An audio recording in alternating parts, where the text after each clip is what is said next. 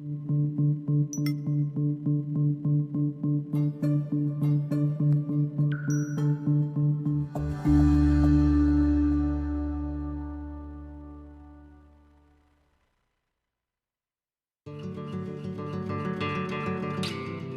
by day, little by little, we write the story of our lives. Join author Joe Alch on a walk down memory lane with tenacious humans who didn't let their circumstances dictate their life and what they could become. Welcome to the Lemon Tree Memoirs of Courage podcast. Hi everybody, welcome to the Lemon Tree Memoirs of Courage. I have two very special guests. One is returning, Beverly Maunus. I also have Lena Smith, and we are talking about grandparents raising grandchildren. It is quite an epidemic. And Beverly and Lena started a nonprofit called GrandLove. It is an amazing organization, and I had Beverly, you as a guest a few weeks ago, and we have had so much response to that particular podcast that I wanted to have you back again and just talk about what's going on in the communities with grandparents raising grandchildren. And there's so much been in the news about the children of immigrants that are at the border, and I think there are 2,000 right now at the border, and they're getting so much attention, and not to minimize that because they need that attention, but the numbers are staggering. There are 400,000 children in foster care. 2.7 million children have at least one parent in prison. And 765,000 kids are separated right now from a parent or two parents because they're serving in the military. So there are a lot of children in need that are without parents.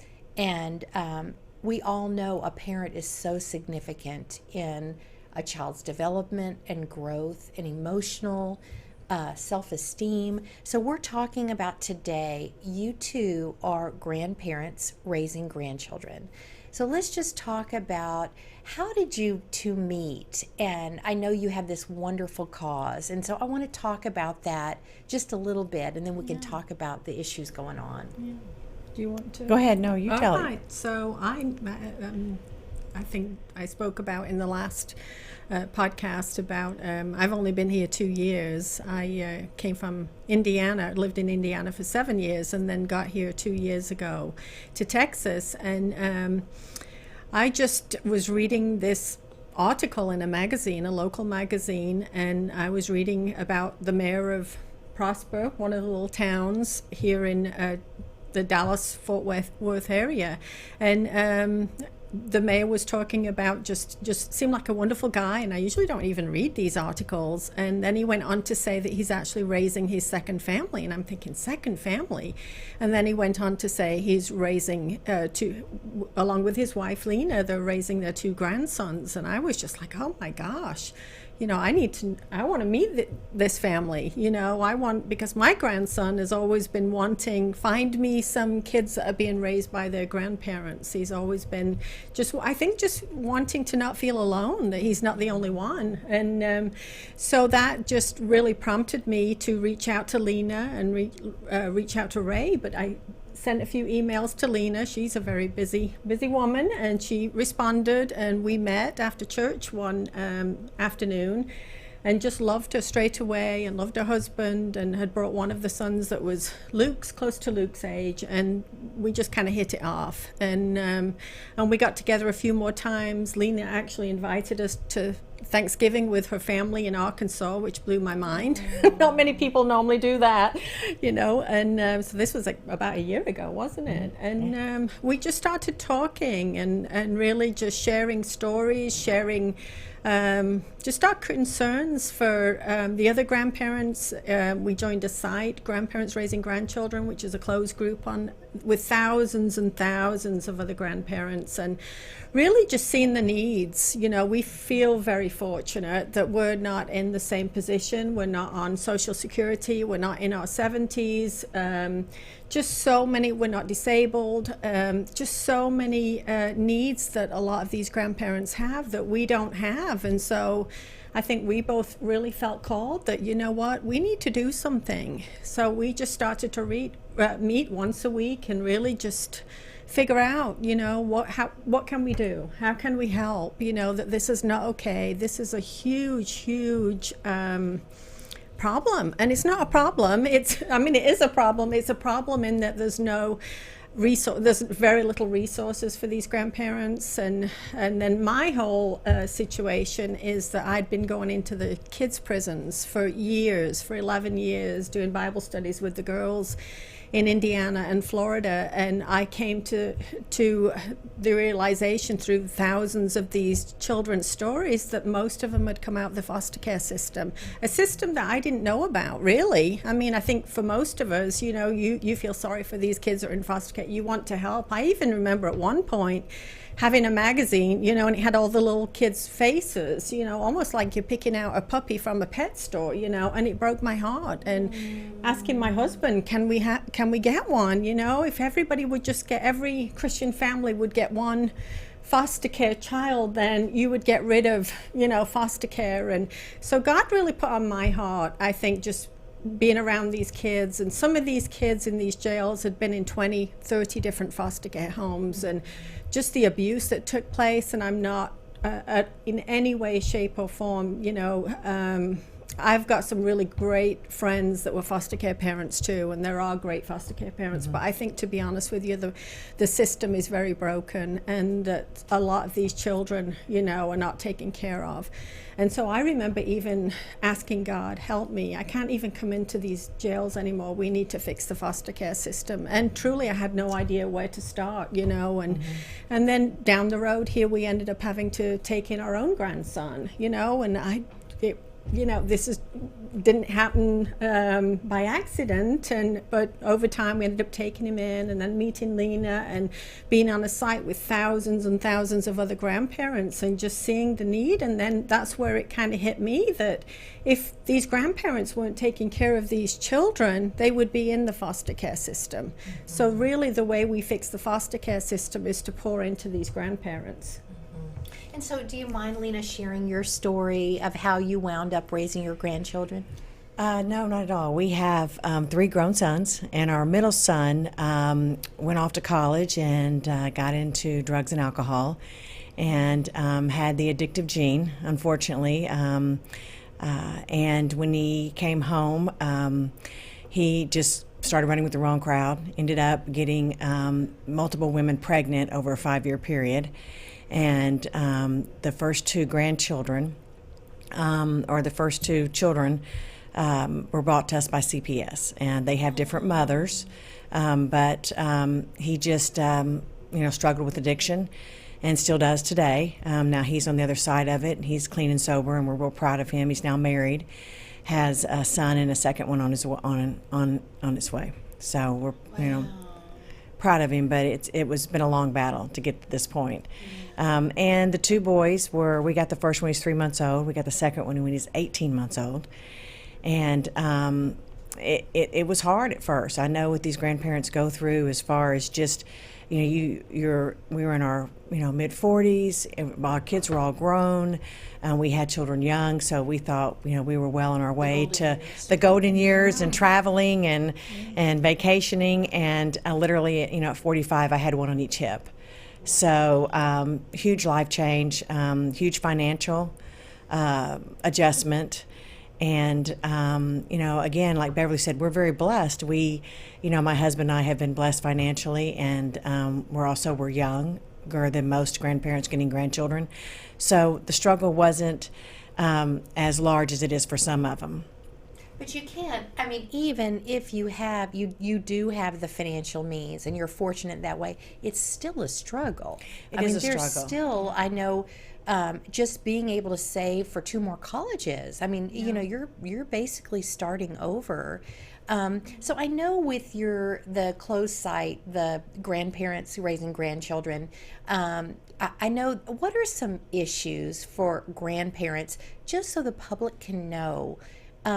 And, you know, before I met you, I knew in my children's class there were a couple of grandparents raising grandchildren, and to be honest, I never stopped and thought, the joy, but the burden, the financial burden as well. I never ever stop to think about it. So just raising this awareness is so important. But what are some of the struggles that you're finding people say that they need help, and how can the community, how can the government, how can we help these grandparents? Well, one of them, actually a lady in South Texas had told me that there is some assistance, but it's very hard to get. One of them is that you can get a one-time allowance of $1,000 when you first get the children. And this grandparent was 62, or is 62, and she got 4 grandchildren. Well, first of all, she's in a one-bedroom apartment. So, and as far as Child Protective Services go, that's not okay. You have to have more bedrooms. Separate beds, separate rooms for the children. The restrictions on these grandparents is huge, and they don't have time to adjust. They get the children, they have to have it all together within 2 weeks. So what do they do if they reach out to their, if they're involved in a local church, they'll reach out to a local church, and the churches will typically help them. But there's so many that aren't involved, and that aren't a member of a local church, so they don't have means or someone to reach out to. So and that's one reason why we founded GrandLove, because we want to be that alternative for them to reach out to if they don't have somebody or other family members. Sometimes there's grandparents on the other side, but most of the time there's not. Or if they are, they're out of state, they're in a different state. So having to help long distance can be trying it as well. So what happens to those kids if the grandmother only has one bedroom and she's taking on 4? What is she supposed to do? There's so many other things. I mean, the issues are, we couldn't tell you all the issues that involve, but I will tell you that they'll take the children, they'll remove the children from the home. We had a situation with our grandson, and this is just one of many situations where the mother, the addictive mother or father, they get to choose where the children go once they're removed from them. I don't know if most people are aware of that. So the addictive mother lied to CPS and said that we weren't the grandparents. So we'd had the child for 30 days. The mother was going through what she had to go through in order to get the child back, but she wasn't meeting all the criteria. So the mother said, after the 30 days was up, the mother said, well, they're really not the grandparents. I don't want him there. When she realized she wasn't getting the child back, they took the child from us. They came and they removed the child, and we said, why are you removing the child? She hasn't met your criteria. Where are you going to take the child? And they said, we're taking the child to foster care. The mother says that you're not the grandparents, and unless you can prove that you are, then we have to remove the child from your home per her wishes. This is an addictive mother. $15,000 later, and 9 days later, we got our grandchild and a paternity test out of foster care. But how many families don't have that $15,000? Exactly. And that's true story. And so there's so many of them that just don't have the means, and they'll tell us on this Facebook page that they've got to go to court and they can't afford an attorney, and they're fighting CPS and their kinship. And they're fighting for their grandchildren, but there's hundreds of reasons. There isn't, from food to larger shelter, homes to daycare assistance to just the list goes. Therapy. You think of a child that's been ripped from the mom. The mom's addicted, and then then they're put into foster care, into a new home with who knows what situation that is, and then there's just so many needs. And back to the lady that I was telling you about, the one-time allowance of $1,000 that was given these 4 children, she had to apply for this $1,000. It's like the Child Protective Services will give you the children, but then there's all these stipulations, and you need this, and you have to have this and have that. Here's the thing: you've got to apply for this $1,000. She needed bunk beds, and that's what she needed the money for. And she got turned down for it because she owned her own car. Her car was paid off, and it was 6 years old, so she didn't qualify. Basically, they told her, you can go sell the car, and then you can buy the bunk beds. Well, there's so much turnover for CPS workers, and Yeah. they have to see the laws are holding them back too on what Yeah, they know needs to be absolutely. done, and that Yeah. is so frustrating. Yes, it Well, what can we do as well, first let's start. What can we do as the local community? And I will say, in Dallas area, we are the Bible Belt. We are blessed with Yes. great churches. Yes. And I know our church has a grandparents raising grandchildren class. And I noticed it the other day. I hadn't even thought about it until I met with you. So, I know the local church can help, but Yeah. where can we go a step further? I think, to be honest with you, I was talking to another grandparent, and she's in the Plano Independent School District, and they actually have a therapist that goes into a school for the Plano area, and the grandparents have been meeting for years, for quite a few years. Well, I would like to see that in the McKinney district, in the Frisco, in Prosper, in all the areas that the grandparents feel supported, that there are support groups, that therapists actually could donate their time, even if all the local therapists, because therapy, we've had one of the grandparents reach out to us and just say, my husband was laid off, we're raising this grandson, I'm working full time, and he needs therapy. He is having all these behavioral issues through abandonment. They have a lot of abandonment, they have a lot of grief, and they need help. And yet it's $200 an hour. She has insurance. She said, I can't even meet my copay. So right there, that's where we could help. On a broader scale, too, we need to change the laws. The grandparents have no rights. And, by changing the laws, we're able to change for thousands and hundreds. We do need the therapy groups. We do need the social groups. And Beverly and I have had this conversation, we don't fit in. Where our children are young, but the parents who have children the age of our children are much younger than we are. And then grandparents, people that are our age, and social groups in that arena don't have kids. So we're the empty nesters with young children. Right. Yeah. But really changing the laws, we need to support, whether it be financial, physical, attorneys, lawyers. We need support to help change the laws. We need to pass them. There's a bill right now in Congress. It's a grandparents' rights bill. It's got a 5% chance of passing. And so How it's do you know that? Is it's- that just the statistics? this particular I looked it up on. There's a site that where they post bills, and I can't think of it. I apologize, but it just basically says the bills that are in the House right now and their percentage of passing. Now I don't know if that's true, but it said this particular bill. There's only one, and it's from a state senator in Kentucky, if I'm not mistaken. I sent that to you. I think, and they said this particular website said it had a 5% chance of passing. So we're gonna be talking. Bev and I are gonna be talking to our congressmen, to our state senators. We're gonna be meeting with them. So if they're watching this, please take our calls. Please meet with us. Hear what we have to say. We need to change the laws. We need to help. And we are hoping that GrandLove, our nonprofit, becomes a chapter in every state, and that there are grandparents in every state that want to head up GrandLove to help change the laws for the grandparents and give them some rights. Give them some. One of the things that we heard over and over again, really quick, was that these parents need to be given a lot of time to get it together. Instead of just these grandparents have raised these kids for 6 and 7 years in some states, and the parents come back and get them after 6 years, and they uproot the child and their emotional state. And these parents need a year, 2 years. That's plenty of time to get it together. If you can't get it together in 2 years, then we don't. Then the courts automatically award us custody. There's no attorney fees. There's no bills. There's no. We can.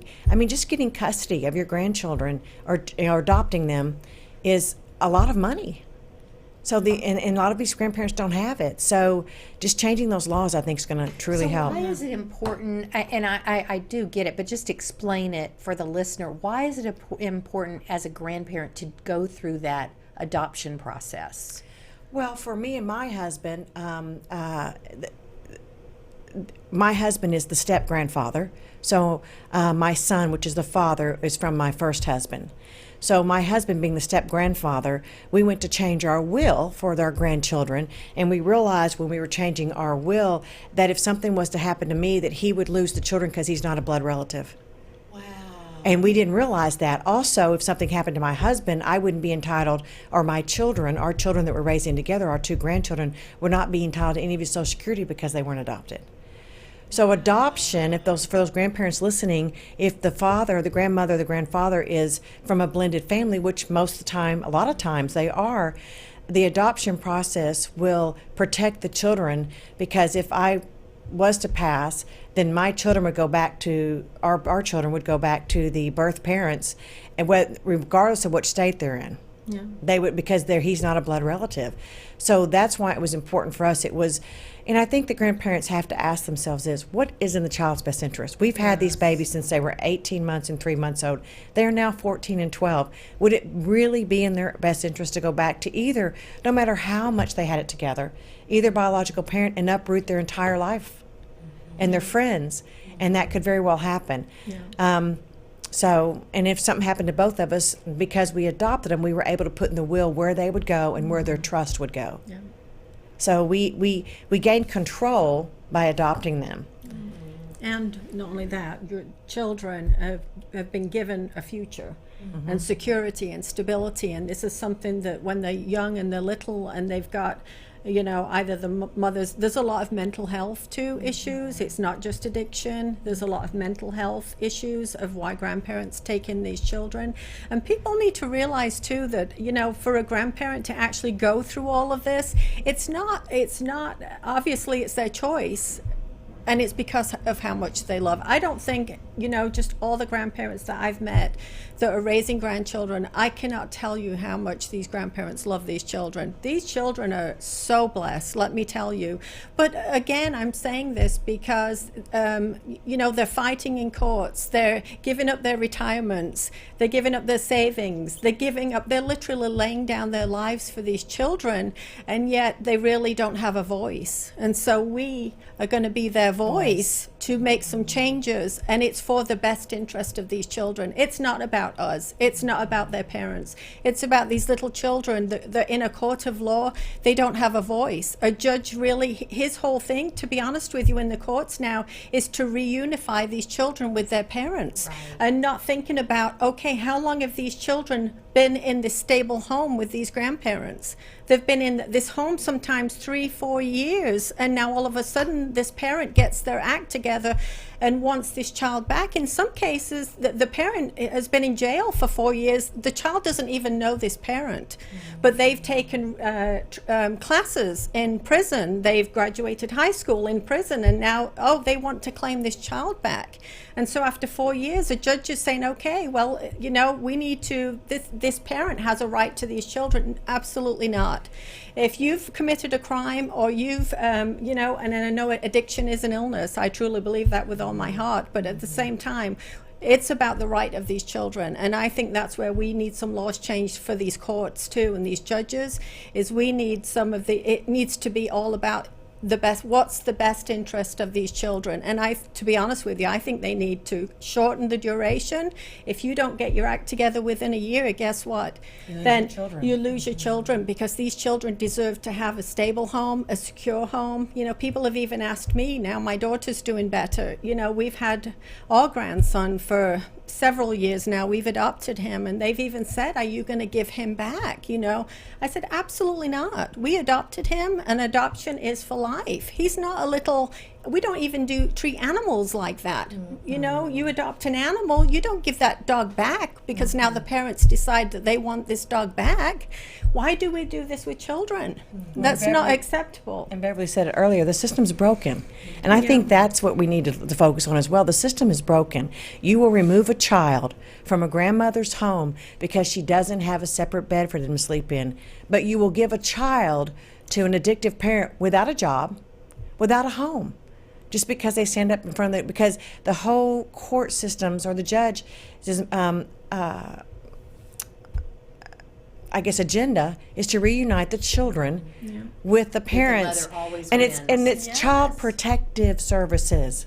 You know, we call them CPS. We forget what that name, what those 3 letters represent. It's child protect. Are you really protecting the child when you know addiction is for life? When you know that there's not a doctor out there that will tell you that you ever cure addiction? It's for life.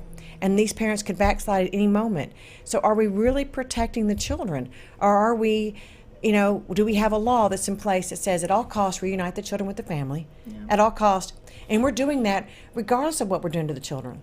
Yeah. Because we are, and it's not right. And these grandparents are going through their savings, adjusting their lifestyle. We sold our home. We sold our home, our retirement home that we built, and I quit my job to raise 2 children. And we couldn't keep the home that we had. And my sacrifice is nothing compared to some of these grandparents. And they're in their 80s, their late 80s, and they're raising 3 children under the age of 10. And they'll tell you, I'm doing the best I can. Well, we need to help them. Yes, absolutely. That's not good enough. Just talk about the therapy too. I know my mother left when I was 13. She just left. She found a better life, and I learned in my late 40s. I really understood through counseling. She was mentally ill. Mm-hmm. I didn't really, and I'm a nurse, and it did not register to me until I had that specific counseling. I did not, my brain would not register that. And so I think about, and I understand now as an adult, but had I had some of that therapy then, I just wonder how much easier things would have been for me. Yes. So just having those just therapists, counselors, and you look at schools, they are one counselor for 500 kids, and how many of these kids are in a broken home or dealing with a parent with addiction or a parent in prison. I mean, it's just so heartbreaking. And I know, just if you could, say 3 things, what can we do, the listener do? What could we do to help raise awareness and make a difference? Let me tell you something. First of all, there's probably about, I don't think anybody knows, because my grandson wasn't in the system. So we probably are not even counted. So I don't know how many there are that are like me, that the child wasn't in the system. So there's really no way of counting. I would say there's probably 10 million, 11 million children in this country that are living with a grandparent or grandparents. Or kinship, and not most of them, but a good percentage of them, it's a grandmother, and this grandmother is a widow. And these children, and I'm calling on the church right now, because these children are orphans. I've looked up in the dictionary of a definition for an orphan, and it's a child without parents. Well, and as Christians, we're obligated to care for our widows and our orphans. We are. And I truly believe it's the church, which we are the church as Christians. It's our job to take care of the orphans, but it's also our job to, let's not look to the world to do this. Let's look inside our own hearts and say, you know what, let's reach out. There's for our event that we just had, I was knocking on doors at different businesses in my town, McKinney, and I met this wonderful general manager of a restaurant, and I was just telling him about GrandLove. He stood there and talked to me with tears in his eyes for a whole hour, and he said, oh my gosh, our neighbors, we live out in the country, and our neighbors are in their 70s and they have 4 grandchildren, and I go mow their lawn. And I said, that's absolutely wonderful. And he said, but that's all I do. He said, and I know a few months ago the children were taken because we didn't see them anymore. And I talked to the guy, and Child Protective Services had come in and taken the children, all 4 children, just come in, take them like they're nothing, because the house needed repairs. It wasn't in the right condition. And so here we have an outside system that comes in and just decides, okay, well, this is not fit for children, which it was. It's not, they don't live out in the middle of, wherever. Right. You wouldn't even do that in Africa. I tried to think to myself, you think of being out in Africa somewhere and a mother with a baby and they don't have enough food, and we don't take that child away from this mother, we bring in the food. And that's what we need to do. Those children should never have been taken from those grandparents. Can you imagine what they're thinking? These 4 children probably been separated at different people's homes. And so I said to him, and he had tears in his eyes, I said, you go to church? He said, yeah, we have a Sunday school class. And I said, well, talk to your Sunday school class. How about your whole class adopt that grand neighbor. family? You adopt them. You make sure at Christmas you go over there, even before Christmas, and just talk to them and find out what the needs are. See if they could write a little list of what those children need for Christmas. Take a box of a turkey and some trimmings to make sure they have I think it's just all of us just, reaching out to our neighbors and really going, how can I help? Yeah. You know? I think to answer your question, resources. We need attorneys. We need congressmen. We need senators who are listening to this podcast right now. We need your help. We need money. We need donations so that we have the money and the means to go and help these and fight this on a bigger scale and help these grandparents. We have programs in GrandLove where you can adopt a family for Christmas or Thanksgiving.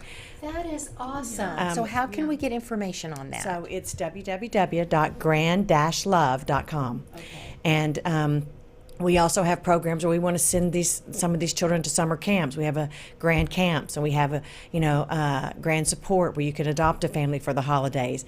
We also want to raise money because it's going to take money for us to be able to go before legislation and get some things changed and get some bills written and then we need the churches and the grandparents and everybody to get behind us. We're just two grandmas, and we don't have the knowledge nor the wisdom of some of these things. We know what we want to see done, but we need people that do know how to write a bill, that know how to the avenues and the where to go and what to do. We need your help. You have giftings and talents that we don't. GrandLove right now is 3 people. It's on our board, and we need more. We need more people that want to step up, that want to help us, so that's how we could use the support. I think starting with it being nearly November, starting with adopting a family and these kids in a home and offer to bring Thanksgiving dinner and find out their sizes. And but I encourage the listeners to just send you all a message on your Facebook page or on your website. And I am hoping and praying that this podcast will make a difference, and I wish you guys the best of luck. I'm a supporter. I went to your dinner. I love what you're doing, and if there's any grandparents out there that are listening to this that need help, please don't have pride. Please swallow your pride. Please let us help you. Everything's anonymous. We just want to support you. So please reach out to us on our website because we need to identify those families that live below that poverty line, that have these children that need our help. And just even if it's food or school supplies or Christmas presents or I know there's so many needs, and people want to help. They just don't know what to do. So thank you so much. It's been awesome, and I hope that this podcast will change a life. Thank you. Thank you. Appreciate you. Thank you. Thank you for joining us on the Lemon Tree Memoirs of Courage podcast, hosted by author Joe Alch. You can find more information on Joe's beginnings and the Lemon Tree at thelemontreebook.com.